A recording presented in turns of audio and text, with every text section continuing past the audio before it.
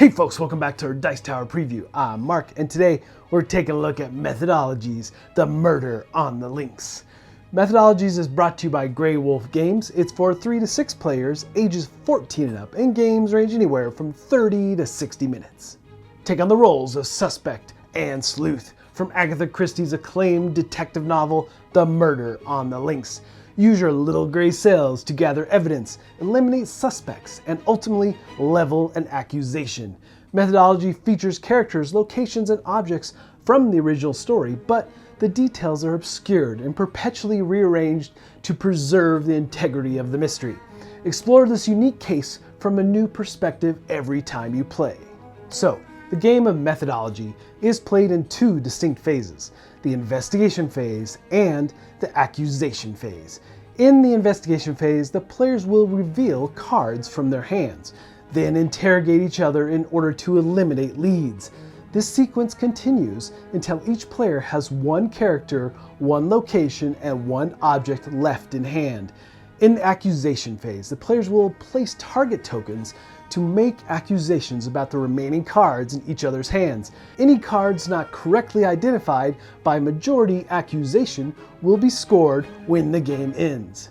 There are 3 main boards. You have characters, locations, and objects, with corresponding card decks. A closer look at the cards at the top shows the group it's part of, name and color coded.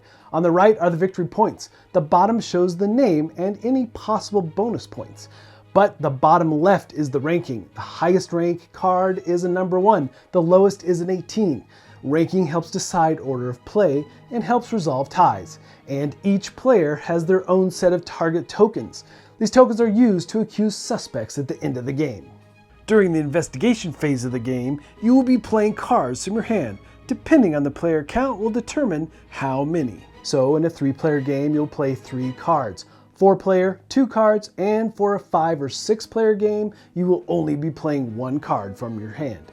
Now, these cards are played in front of you. Everyone flips and you start with the first category, which is characters. Whoever played the highest ranking card will run the investigation, calling out the card set that was played, asking for a show of hands who has cards from this set. Each player who said yes is now a suspect. They must then name 1 card from that set, but they are not required to answer truthfully. After hearing from all the suspects, you, the interrogator, may perform a background check on one of the suspects, if you so choose to. Now, if you do choose to do this, pursue the suspect, you will call out "J'accuse." The suspect must reveal their card. If they lied, that card is eliminated.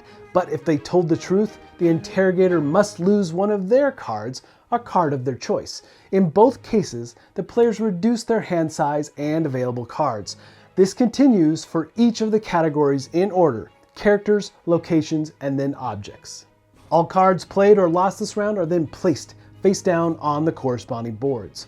At the end of each investigation phase, you will draw cards equal to the cards you played from your hand. However, the ones that were lost due to an interrogation are not replaced in your hand. So these can be drawn from any of the 3 available piles. The investigations continue this way until players have 3 or fewer cards left in their hands. And then it's time to enter the accusation phase.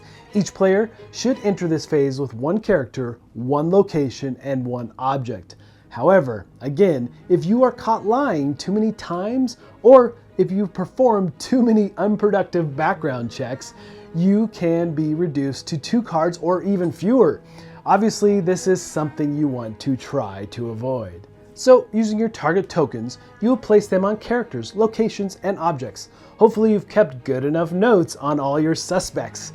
The tokens are double-sided. The colored side represents your character icon. The white side represents the other players. So, using the white side to accuse players as to what cards they still hold in their hands. Everyone makes their choices in each of the 3 categories. Then identify which spots have the most target tokens. Each player must reveal and eliminate the indicated card from their hand if the majority accusation against them is correct. Any cards eliminated this way remain face up in front of the player who had them. Then you move to final scoring and the end of the game.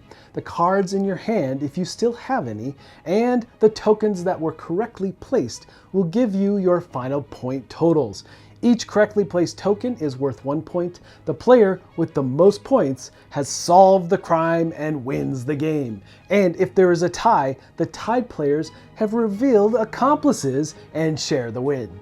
Alright folks, just a reminder once again, this has been a Dice Tower paid preview, and everything you've seen here has been in prototype form, so keep a close eye on the campaign for any changes that still may occur. Now with that said, the artwork definitely pulls you into that old world, that Agatha Christie feel. It definitely has that vibe to the game. But it is a social deduction game, and it is different every time you play, especially with the different player counts and how many cards you play between a 3-player, 4, 5, and 6. So it really changes the dynamic as you explore this game. But folks, ultimately, if this looks like something that would be of interest to you, I'm sure they'd appreciate your support. So I think that's it from me, and until next time, we'll see you at the table.